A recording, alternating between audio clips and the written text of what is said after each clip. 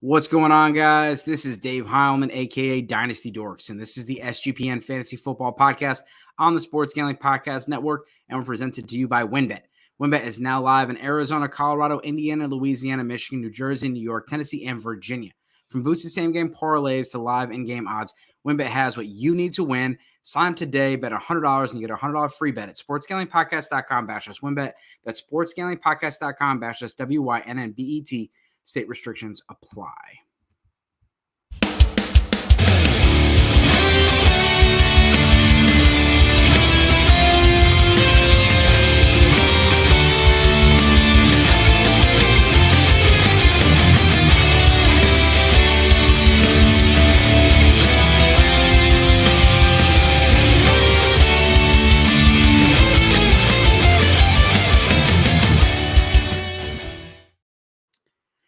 Hey, first and foremost, we want to say that we got some positive news today in regards to Damar Hamlin, and that is the best news of the day, best news that we could get. And a shout out to Denny Kellington. He was the assistant athletic trainer who performed CPR and ultimately saved Damar's life. Obviously, there's a long road to go, but a lot of positive signs today. Everybody, that's the most important thing here. We are going to talk about the fantasy football championships, how things are affected. Some people in week 18 championships, and they have other things that are going on. You have week 17. A lot of people have really figured out. A lot of people have been good sports about this whole thing and really understanding that this is a tough situation. But we want to talk about some of our most fun scenarios, some scenarios we don't like. But before we get into that, we're going to talk about evaluating your dynasty league because it's the offseason for most people. And so it's time to evaluate the roster, figure out, am I a contender? Am I a pretender? Maybe someone needs to break it to you that you're not. And then what's the next move? What are some moves? You don't want to make things worse. And you also don't want to go too crazy and end up, making too many moves too early because you're excited. So, Brad, let's start off with New Year's resolutions. What's your fantasy football New Year's resolution for 23? All right. So I had dropped at the end of this season 3 dynasty leagues like that. I mean, it was immediate, and it was a dynasty. All 3 of them were leagues that I joined last year with a bunch of people that I don't know. So my New Year's resolution is do not join a dynasty league with people that I don't know. It's just not as much fun. People get butt hurt and their feelings hurt. All that, like, there's not as much trash talking because it's nobody, it's not guys that you grew up with or guys that you work with or anything like that. It's just, it's not fun to me. So I refuse to do it. I hope future Brad remembers that come draft time when I'm like, man, I really want to do a startup draft. Or somebody says, hey, I've got this orphan and it's really contending team. Like, does anybody want it? The first year's free, blah, blah, blah. Like, stay strong, say no to Dynasty. No, I love that. And I did the same thing. I'm down 3 leagues. And a lot of these leagues were stuff that I've joined from like Sleeper Forum during COVID, or we did a mock draft and we were like, hey, I love my team and I wish I had this team. And next thing you know, we're like, let's do a real one. And, so one of them, I was super excited. I was actually trying to sell the team to somebody, and somebody in the league was like, hey, I'm out. And then another person said, I'm out. And then I'm like, I'm just watching it happen. And I'm like, yeah, me too. I'm looking to cut back. Like, meanwhile, I already am like pitching it in somebody's DM. And then I just gave a roster to somebody. And so, don't be afraid to do that. The best thing you can do to the league is to try to find another owner. And it is good faith to pay the league fee for the next year, especially if you've traded first round picks or something like that.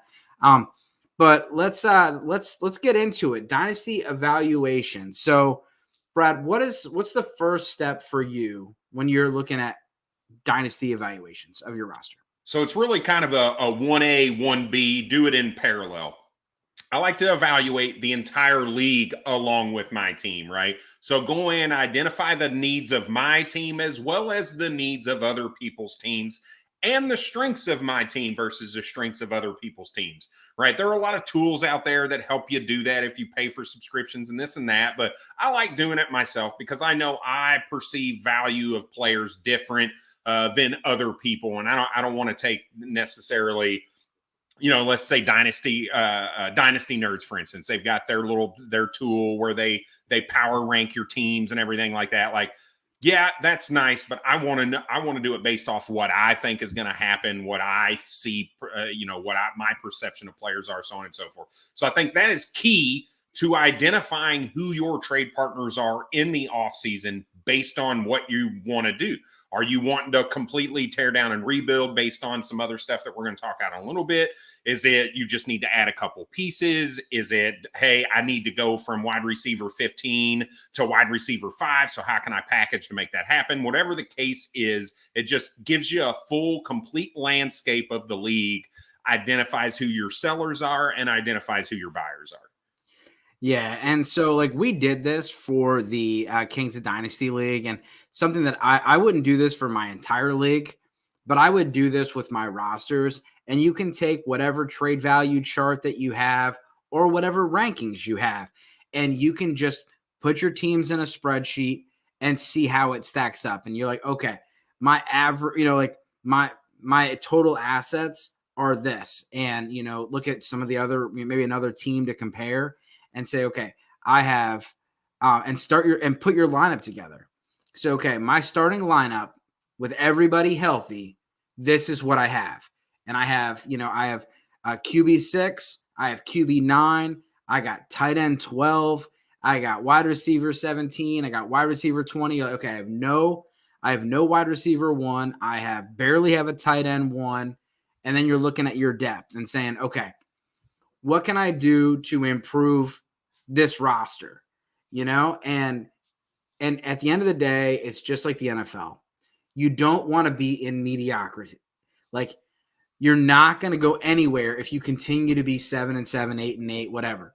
And so if you look at it and you are 1 or 2 pieces away, then let's go. If you feel like, I'm 1 or 2 pieces away from maybe competing, you probably want to go in the other direction. Start looking at some of those older players. And, I just did a series on sportsgamblingpodcast.com about like age cliff players.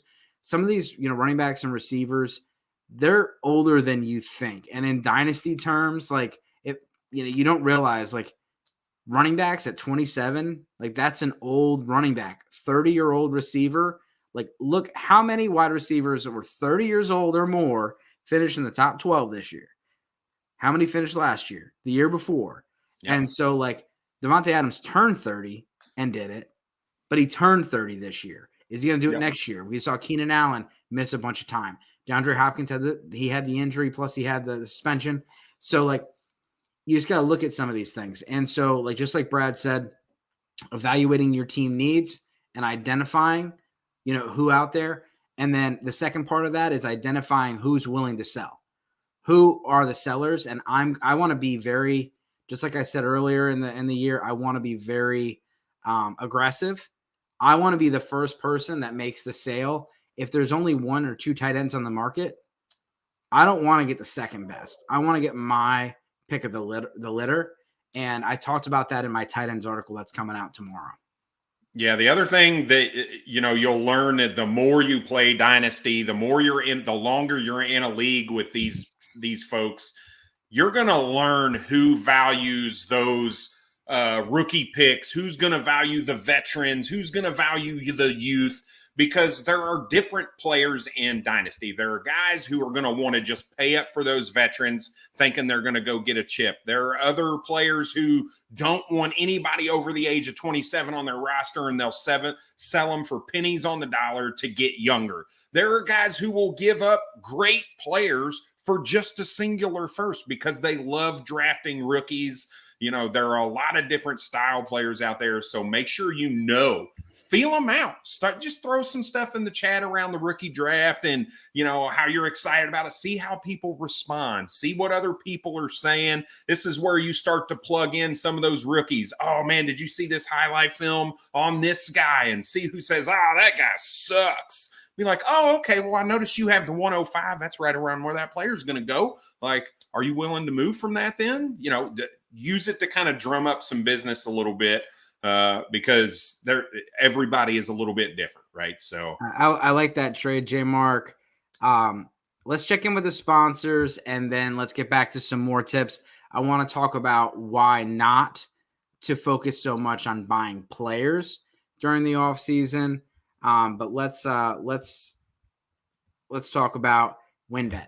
WynnBET is the official sports book of the Sports Selling Podcast Network. WynnBET is active in a bunch of states, and there's a ton of ways to win, including live betting and same-game parlays, reduced juices on odds and totals for all bowl games. You got great promos, odds, and payouts happening right now at WynnBET. If you're ready to play, just sign up today, and you receive a special offer. If you bet $100, you're going to win $100. It's limited to state availability. There's so much to choose from. All you have to do is head over to sportsgambling.podcast.com/WynnBET. Just that's the new we sent you. That's sportsgamblingpodcast.com/WYNNBET. Claim your free bet today. The offer is subject to change. Terms and conditions at WynnBET.com. Must be 21 or older and present the state where playthrough WynnBET is available. If someone you know has a gambling problem, or if you or someone you know has a gambling problem, please call 1-800-522-4700. Yeah, and we are also brought to you by Underdog Fantasy. And at Underdog, the season never ends. As of right now, you can still play their weekly Battle Royale games or even draft your playoff best ball teams. They also have a ton of daily games that you can use for NBA or even NHL. Plus, when you use our promo code SGPN at UnderdogFantasy.com, you get a 100% deposit match of up to $100. Again, that's Underdog Fantasy promo code SGPN. Yeah, and so we're going to get into my DMs, and I'm going to show you a team that was sent to me that they asked me to evaluate their team, and we're going to try to do that. But one thing I want to talk about is players. You don't want to go and say, all right, I need an RB2, and I'm going to go sell my first round pick or my second round pick and get this RB2, and it's March. It's January. This guy could get hurt. He could get arrested or suspended. His pieces around him could move. Situations can change. And I get it. This is the buy low opportunity for a lot of these players. But if you're going to pay up for somebody, this is where you really kind of got to be patient. I mean, I'm someone that paid for Cam Akers 2 weeks before the Achilles tear. Got him in 2 different leagues, paid a high price. Veterans. Right now, veterans aren't worth jack. They do not want to give those precious 2023 picks for your veterans, your Fournettes and your Mike Evans and those kind of guys. Derrick Henry. You're going to have to wait. You're going to have to wait now. And then when the season's about to start and you have those people that are setting their lineups and they're like, yeah, I'm projected to lose by like 30. Brad, you still got Derrick Henry. That's when they'll actually make you a fair offer, and they'll be much more willing to give those 2024 picks, and they're going to be valuable. But don't go and give Derrick Henry away for half price because you're so thirsty for those 23 picks. Hold out. Veterans will gain value as the season gets closer, and your draft picks will gain value on draft day. Do not sell. If you have the 101, do not sell it until draft day. I saw someone the other day, he sent 102 plus 201 for the 101. And I'm like, listen, a trade chart might have told you that was fair. Yeah. But you could have gotten a lot more. Yep. And he was like, oh, no worry. I was the guy that got the 101. And I was like, then good job by you. Well played, sir. You know? Yeah. But like some of these trades, they're only going to get better as it goes on, and when you get the landing spots, if only 1 or 2 running backs gets good landing spots, then the value shrinks and it causes a surplus at the top. Yeah, you definitely don't sell picks. For me, I don't look to buy or sell picks until after the NFL draft happens. Because yes, you run the risk of the value going up, but you also run the risk of that pick value going down. And I would rather pay the slight premium in knowing the landing spot, because that also gives me more information and me more comfortability with the landing spot, I'm willing to take that shot and wait until that happens. It just makes more sense to me. Whereas I'm a little bit different with those veteran players. And the only reason I say that is if I get through my dynasty team evaluation and my age averages are good for each position, I've got my 2 stud quarterbacks, I've got a top 10 tight end, I've got 1 top 10 RB, I've got 3 top 24 wide receivers. Now I'm going to say, you know what? I just want to add some depth. Let me go grab Amari Cooper for a second round pick. You know what? I'll take that guy because he's 29. You don't want a 29-year-old receiver right now, right? But all those kinds of things depend on the entirety of your dynasty team, right? If my average age at the wide receiver position is 28 years old, I'm probably not going to go buy a 29-year-old receiver because next year, all of my wide receivers are useless. And people just something on Pokemon just happened really cool. But yeah, so you got to take all of those things into account when you're playing Dynasty before you make a decision, because you can really set your team back if you don't look at all these different facets of the game. Now, I'm totally with you on that. And, as far as this roster, want to talk about what it looks like. And so this guy has, he's got a league where there is, he's got picks 107, 202, 207, 312. It is a Superflex tight end premium dynasty league. And so he sent me his roster and I thought, this is definitely a good, good roster. And his starters are Justin Herbert, Antonio Gibson, J.K. Dobbins. He's got A.J. Brown, Jamar Chase, Christian Watson, David Njoku, Marquise Brown. And who's a super flex? And this is super flex. It's got Brandon Ayuk, Dak Prescott. And then he has Russell Wilson, Taylor Heineke, Jalen Warren, Jacoby Myers, Donovan Peoples-Jones, Nico Collins, Noah Fant, Trey McBride, and he got some bench spots. Javonte Williams, Zach Ertz in the IR spots, Terrace Marshall, K. Dot, and Clyde Edwards-Helaire. Then I told you the draft picks already. Yeah. And so with this kind of a roster, he asked me, like, what do you think what I should do? He said, should I trade A.J. Brown for the 101? Should I trade away Ayuk, Marquise Brown, Myers, Nico Collins? He's got 107, 202, 207, 312. Who'd you say the other quarterback was beside you? It was Heineke, Russ, Dak, and who else? Justin Herbert. Justin Herbert. All right. So this is where I'm going to start, I guess, with the ages. Or I went back and looked at every league that I was in this year. What the winning roster, who took home that trophy, where their starting lineup rankings were. Every single one of them had 2 top 13 quarterbacks. Okay, so when I look at this roster, you got Justin Herbert, you got Dak Prescott, you got 2 top 13 quarterbacks in points per game, right? Dak may have actually fallen out of that because of the games that he missed, right? But from a points per games perspective, he's got 2 quarterbacks that meet that wicket. So you're good there. Now, here's where it gets a little bit, we'll skip the running backs and wide receivers real quick. The tight ends, you had to have a not had to, but most of those winning rosters, and by most, I mean all but one of them, had a top 5 tight end in fantasy points per game. It just gives you an advantage. It is what it is.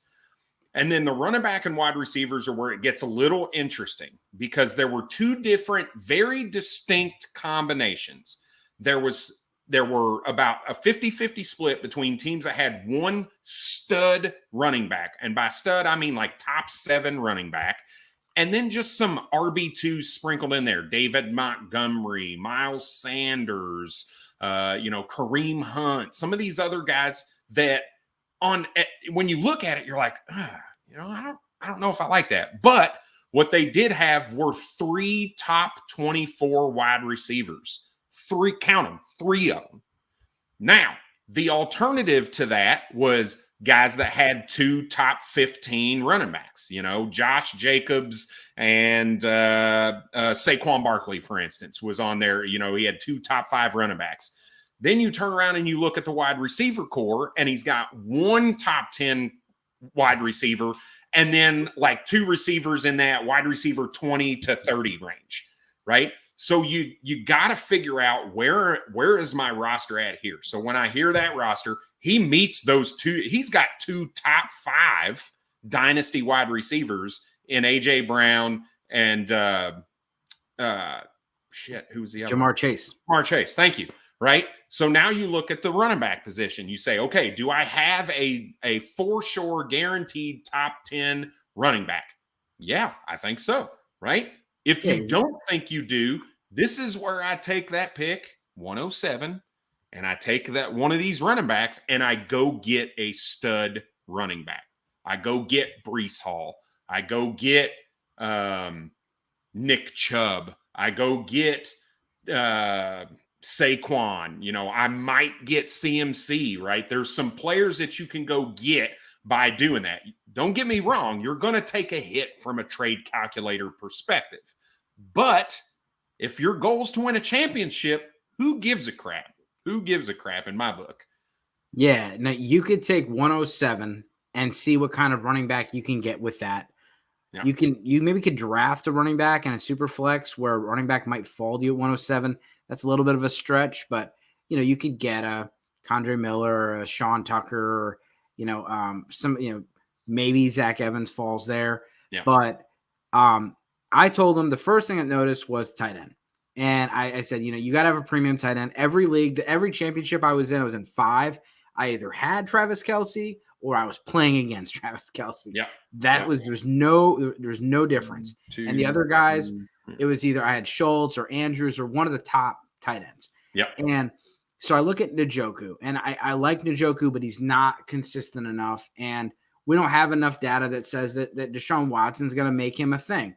We don't know. Deshaun Watson, he's had touchdown scores before, but he's never had high-end touchdown, high-end fantasy tight ends before. And so I said, who are some guys that you could get? I said, of course, if Kelce if they're selling Kelce, see what it takes. Go get Kelce, because that's by far, I don't care. He's 35 years old. Maybe that's a good selling point to get him a little cheaper. But at the end of the day, Kelce, you can't sell Kelce if you have him, because you're probably a competitor. But if someone is selling Kelce, see what you Would you move the 107 for Kelce, or is that too expensive for you? I might want something back, but that's what it's going to take. Yep. I think that's what it's going to take to get. And I think if that is the one piece that's missing, if I meet all those other wickets, I'm going to get it. Yeah, I'd be okay with doing it. Of course, I would ask for like a third or a late second, if I could, or, something else. But I'm really I would be, and I wouldn't be worried about getting a tight end, because then you could trade Njoku for a second, and then you're kind of, meeting the needs. You're trading Njoku for a second, you trade 107 for Kelce. I told him, what about getting Waller for the 202, or trading one of those, other tight ends plus the 207 for Waller? I really liked what I was looking at. I was looking at it, and I said, I was writing up my sells article, and the first thing I did was, I can't sell Kelce. So I put, nope, not selling Kelce. Then I went to Waller, and I was writing up why I'm selling Waller. And then I looked at it, and I said, in the 3 games that he was back, he was tight end 12, tight end 9, tight end 8. In the 2 games he played prior to that, or 4 games he played prior to that, it was 50-50, whether it was tight end 1 or not. I'm like, so you're telling me in 7 games he was tight end 1 5 times, and he was top 8 3 times? I like this. And so the more I liked about it, I was like, nope, here's, instead of 3 reasons why I'm selling Waller, here's 3 reasons why I'm buying him. And we don't know what the quarterback situation is going to be next year. But we had Derek Carr, we had Jared Stidham. He was fine with both. He actually was better with Stidham. That's such a fluke. That was a fluke. Absolutely, but it's the offense. It's the system. And McDaniel's going to be back. So I don't care if Brad Stickler's throwing quarterback. It's the same system. And so the usage is there. I looked at the targets, looked at the routes run. So you know what? He's a buy. And so if you could get him right now, I looked at the trade chart. he's like the 12th most expensive on some trade charts. I'm like, I could get Waller for a 207. Yeah, I'll take that. And it might take a little more. You might have to throw, Trey McBride or something like that to do it. But then you save 202 and 107 for bigger pieces, or you go in big fish and you get Kelsey.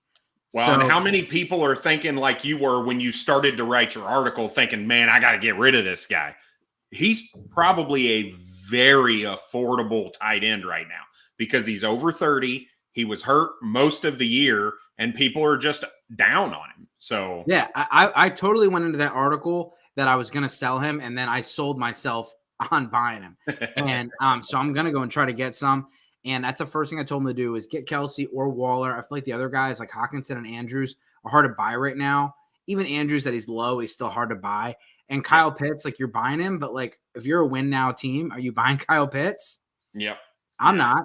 No, I'll trade Kelsey for Kyle Pitts right now, and people can hate me.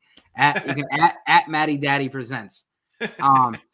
And then just going back to that roster, he asked about like some of the wide receiver depth. I wouldn't move those guys unless I got a really good offer. I mean, Marquise Brown, Brandon Ayuk, I like both those guys. If you trade for a draft pick, like you're just hoping the draft pick is as good or better than them. Like they're already pretty good, and they could be better next year. I mean, most scenarios.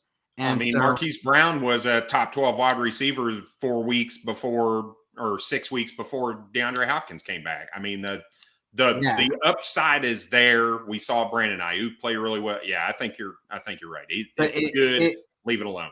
In my scenario I gave him, I would try to move one of the running backs plus 107, get Bijan, get the 101, get Bijan, lock that up, and then get Darren Waller with the other. Because you traded 107 plus J.K. Dobbins. Maybe that can get you 101. Then you go and make the move to go get the other guys. Or, you trade and try to get Breece Hall, something like that. I'm curious if you could move the 107 to the Breece Hall owner. Right? Yeah. 107 and a smaller piece to go get Breece Hall right now. I think you might find an owner that is willing to make a move like that. So let's talk about this scenario. So, again, we talked about Damar Hamlin, and we talked anything else about evaluating rosters before we move on? Yeah, just real quick. There's a lot, if you're new to Dynasty, and J Mark was on here saying, hey, I just made my first trade in Brad's league. This is his first Dynasty league, right? I sent him a trade. I didn't know that. When he told me in the DM, I said, look, man, I'm going to shoot you straight. Don't accept my trade, right? Here's some things you need to take into account in Dynasty, so on and so forth, right? There are a lot of things to take into account. Volatility is kind of a word that I use to kind of encompass all of those things, right? Contracts play into volatility. Coaching staff plays into volatility. Quarterback changes play into volatility for both wide receivers and running backs, because does the quarterback throw to the running back position? Do they target the tight end? Do they hyper target wide receivers? You just don't know. So you got to take into account that kind of stuff as well. And then the other one is, and I kind of mentioned this a little bit earlier, and it's the average age of your positions, right? So on the rosters where I am a top 3 team, I went in and I took a look and said, hey, what is the average age of my individual positions? So right now, I think 28 is kind of the target for the quarterback position. If you have an average age of 28 or less at the quarterback position, you're in pretty good shape from a dynasty perspective, because at that point, you've got players that are in the top 12 and likely going to stay in the top 12 for a number of years after. They're already in that second contract, and you're ready to rock. From the running back position, it's a lot different. If your average age is 25, now you want to start reevaluating that core group of your dynasty team at the running back position, because a lot of those guys, yes, if you look at, like, for instance, the RB ones this season, there were like 8 of them that were on their second contract over the age of 26. And I get that. The problem is the sale price after that. You always, Dave has said this before, you always want to be a year ahead rather than a year behind. So sell and take your lumps that player is going to be good for 1 year, because after that, their value is going to plummet and you're not going to get anything for them. And I've got a couple candidates that I'm going to give to you here in a second that just kind of prove that. And then the wide receiver position, the average age I'm looking at is the age of 27. If your average group, right, wide receiver is a lot easier to have a couple 23-year-olds that are really good and some 28-year-olds that are really good. So if your average age is around 27, you're pretty solid. You don't want to have a bunch of players over the age of 30. So just to recap, 28 for quarterback, 25 for running back, 27 for wide receiver. Average age for your guys on your dynasty roster. If it's above that, you want to start to think about moving those older assets to get down below that. So I talked about running backs. The other thing to take into account for the running back position is those guys that are on their second contract, right? Hey, they get paid. Saquon's getting ready to get paid, for instance. He's going to be great for a season or two. After that, the value that you're going to get from him is going to start to decline.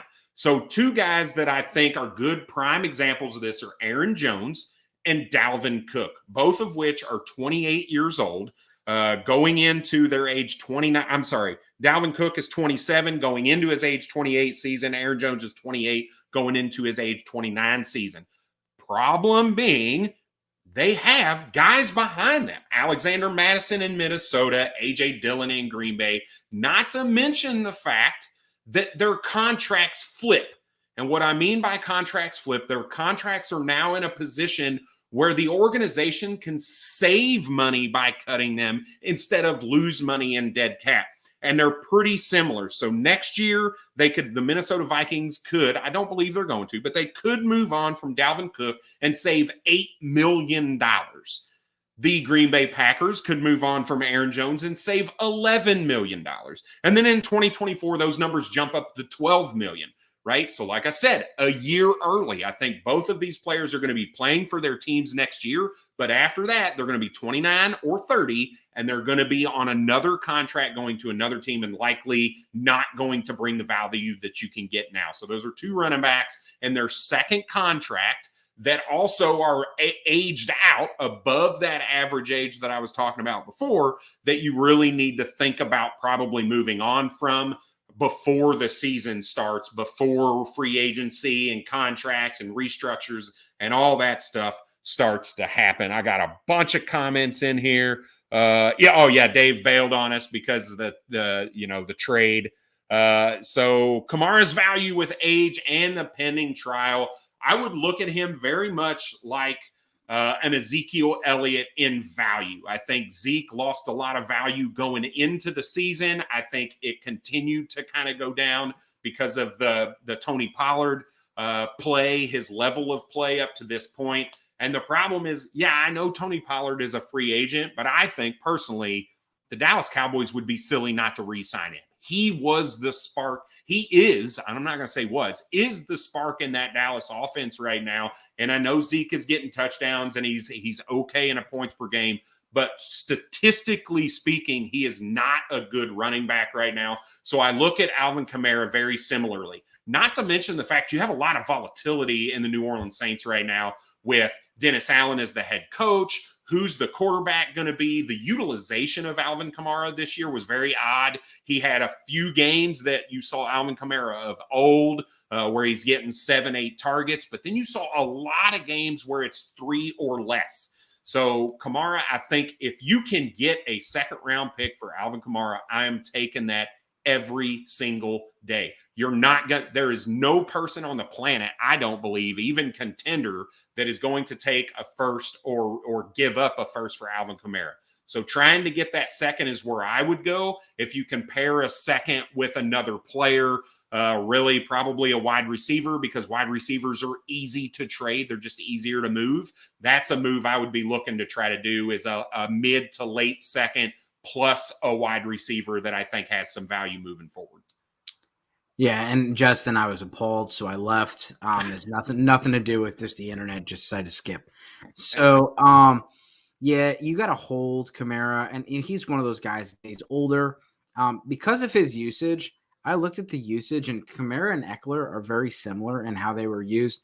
The usage has just changed. His targets have gone down tremendously, and I think Kamara could be in for another team. He's a guy that I would hold, see what happens. One, yeah, it's going to get worse value as far as when he has the suspension, and then you're going to be forced to hold a little longer. But just like Hopkins, as soon as Hopkins came back and had that big game, I traded him for a first-round pick. And so, like, I couldn't have done that if I were to sell him at the beginning of the year. So Kamara gets suspended. Let's say it's 2 games. He comes back and has a 30-point game. Then you could go back up.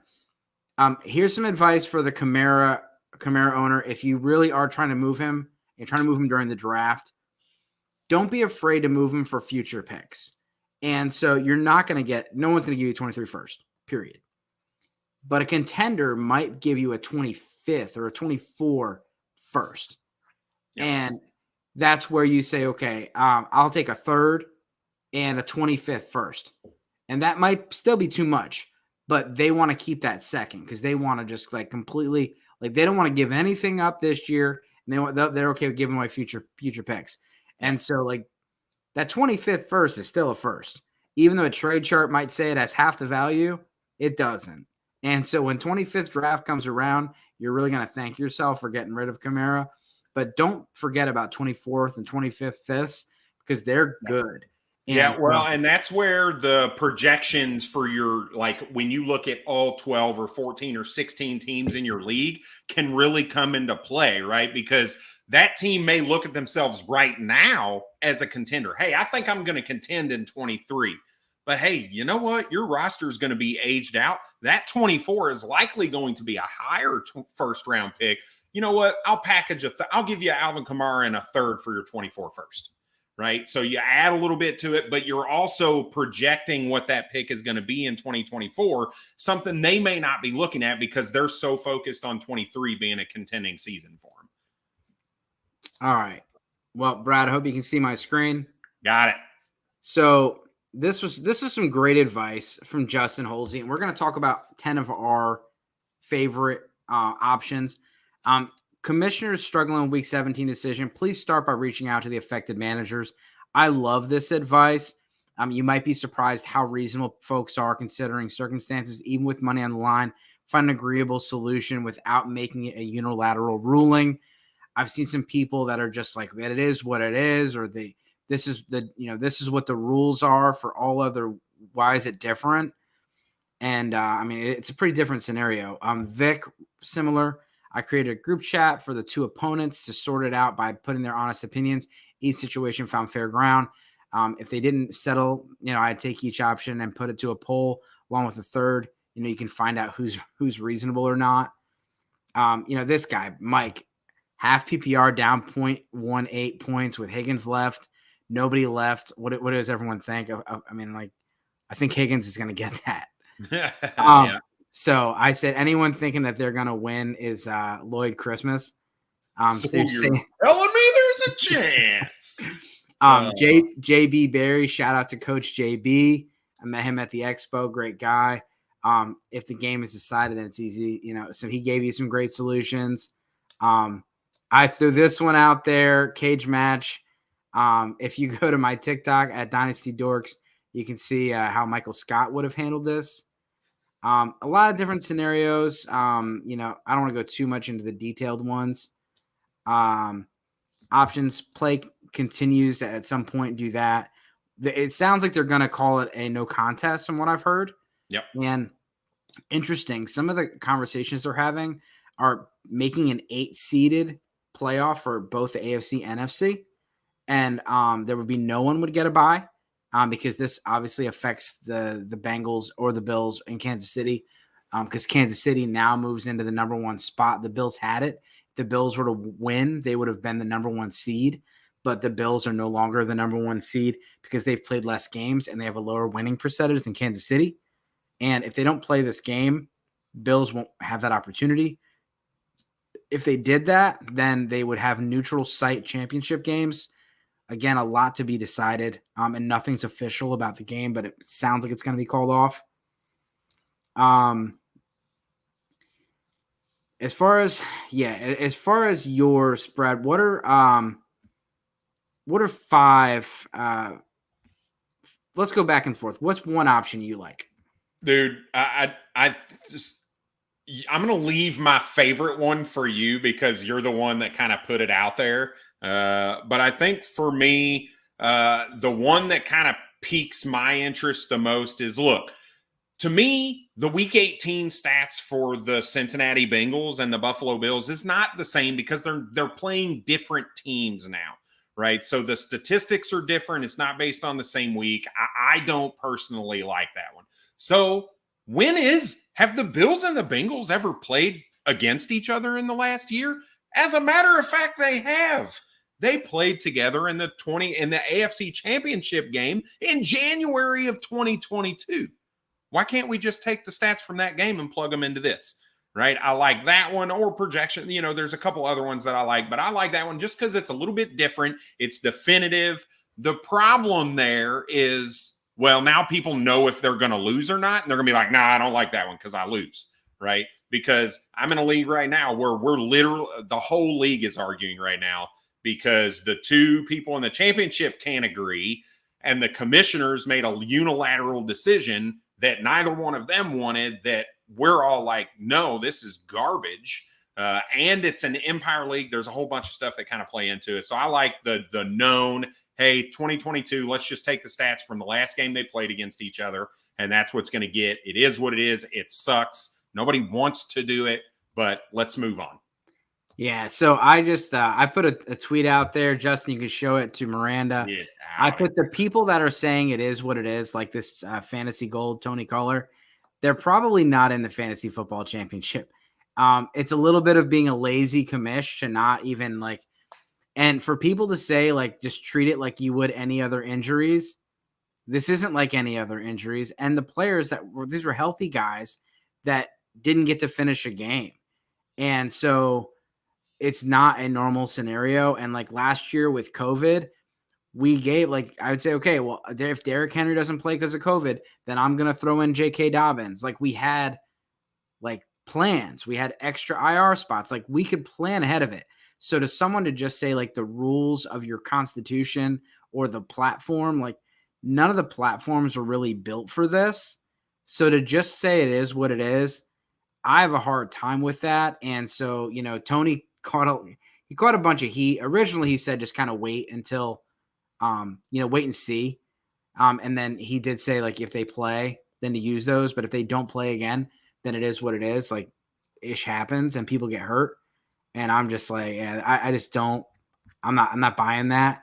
I put it out on TikTok as well. Same thing with a situation just like Miranda's. A guy's down like 2 points, and all he needs is T. Higgins and Joe Mixon to get more than 2 points. And the commissioner was like, it is what it is. And I'm like, this commissioner obviously is not in the Fantasy Football Championship, and it shows. It is different, though, right? Miranda's example there, that is like common sense, right? But if you're down 30, for instance, the league that I'm talking about, we're going back and forth in, right? The guy's down 30 with Joe Burrow. And he's like, well, he had 10 fantasy points going into the first quarter, with a few minutes left in the first quarter, so I should get 40 points. I'm like, that's asinine. You can't do that. So those ones are the ones you can't say, well, you know what? There's a good or a bad here. But you also don't want to say it is as is, because that's also not fair. It's just a really crappy situation. So here's a scenario. There's no Thursday night football. You guys go and live stream a Madden simulation of the game. And you could go even further and have the players played by you guys. But I think a simulation with nobody playing is the most fair. And you put 15-minute quarters on or whatever, and you watch the game as a league. And everybody is watching it just like you would a game. And I've put that out there, and like some of the comments on my TikTok were like, that's effing stupid. I'm not doing that. And I'm just like it'd be fun as hell. That's for sure. I think it would be fun as hell. Yeah. And there is people out there that do this for like fantasy football leagues based off of just Madden. So this isn't like completely out there. So I like the Madden one. And even if you did just a simulation and didn't watch the game and just did like let's say 10 times and got the averages of their stats, there's ways to do that. So Brad, we're cutting it a little close on time. Let's go with another one. Yep. I'm going to go with as is. I know that's not a popular opinion, but now that we know that game is not being played, there's a little bit of a challenge, right? If I say, well, I can use Joe Burrow's statistics next week against whoever, why can't the other team use whoever's player from next week in their game as well? Right? The matchups are different. It's just like any other week in the NFL. At that point, I think as is has got to be the fairest way to do that. I know it's not popular, but like I said, if your guys can just agree on something, that's the best way to go, right? Because otherwise you're making somebody mad making a decision. Yeah, at the end of the day, my number one is just you take the two guys, like Sosa said, and just say, hey, you and her, you and him, figure it out. Come back to me. I don't care. Whatever options you guys have on the table, you guys are the ones most affected by this. Of course, there's other things. I'm in a Dynasty league, and so we decided to split the pot, but then who becomes the, for the draft order? And that affects, especially if, like, I don't have my first round pick and Brad's got my pick, and now Brad gets a lower pick because of it. Like, other things can happen. But at the end of the day, the guys that are most affected should be making the decision versus like an owner or a commissioner that's like not involved at all, that just like, nope, we're done, or like doesn't even ask for their input. And people, you should be able to understand this is an unrealistic, this is an unprecedented situation. Try to be realistic. If I'm the person that is facing Miranda, I'm going to go, I'm conceding. Yeah. And I would hope that somebody would say, you know what, here's your entry money back or something like that would be like a nice little compromise, but it shouldn't owe me anything. She was going to beat me anyways. And I'm assuming I'm probably going to get second place money anyways. Yeah. The problem is people aren't going to want something that determines who the winner is right now. Right. So if you say season averages, which is another one I like, you know what, just take the player season average, plug it in. If they win, cool. If they don't, move on.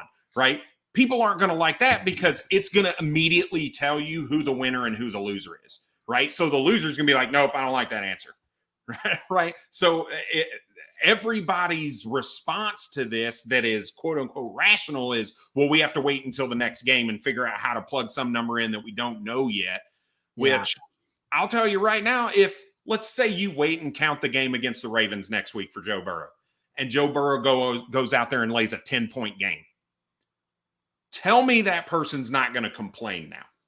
Well, if Joe Burrow had 10 points in the first quarter last week, this is crap, right? So it's a crappy situation. If you have Stephon Diggs and then Josh Allen plays only half the game, you're going to be upset. If you use scores from 2 or 3 weeks from now, what if somebody gets hurt and they're no longer available? I do like the averages, and of course, I wouldn't be the person that says yes or no to the answer because I'm looking up and counting. So, of course, you could do that and say, no, I don't like it because I'm going to lose. Yeah. But, I mean, I would say yes to that.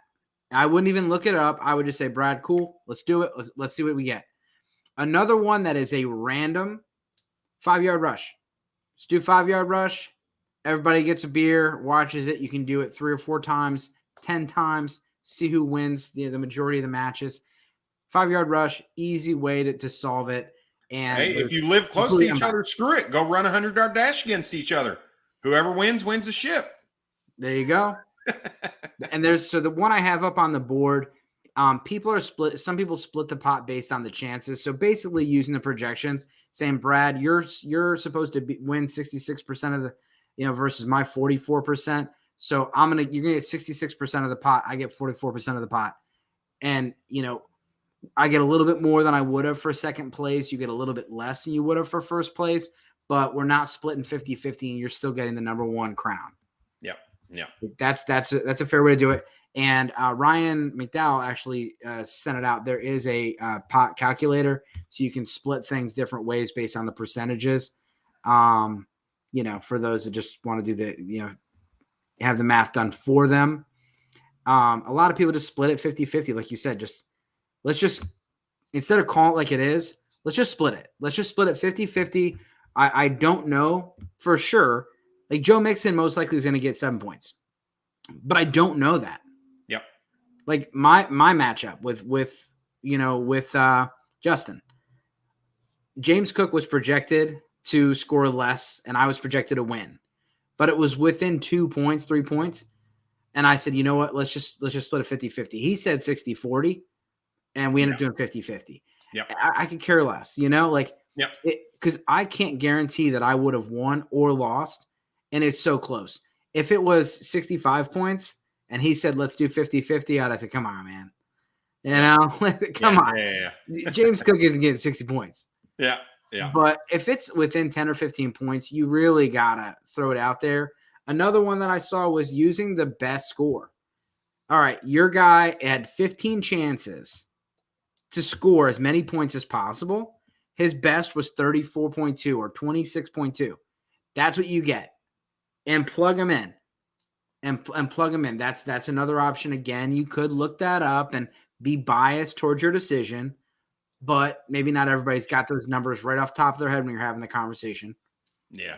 Well, it's more, if I'm the other guy, right? Let's say I don't have a player and you've got Joe Burrow and we're saying you take the best, well, why don't I get to take the best score out of what my guy could have done? Maybe I had, who's a player that got hurt in week 17?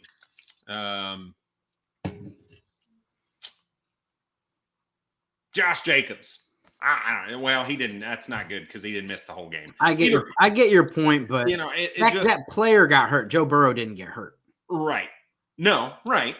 But you get to take the best projected score because he didn't get to finish the game. Why don't I get to take the best projected score because my guy didn't finish the game? Yeah. Right. So I get it's different circumstances. I'm not saying it's the same thing. I just know these are the arguments that are happening. Right. Yeah. So. No, for sure. And again, everyone should try to be reasonable out there. Yeah. Sleeper added a function to, retabulate week 17 after the game. What's another resolution that you saw?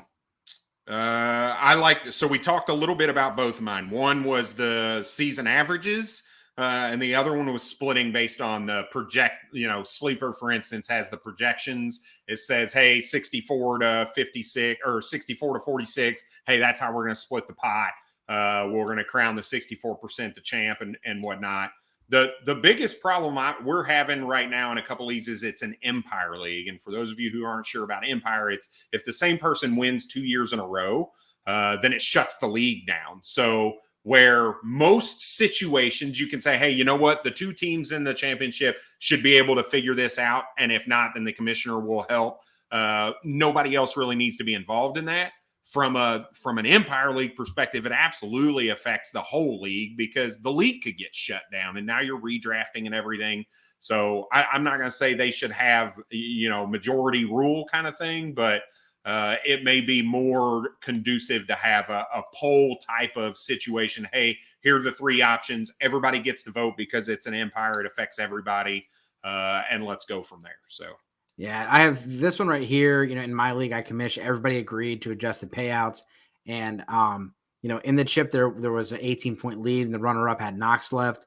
The leader and him agreed to a $50 adjustment, and they worked it out.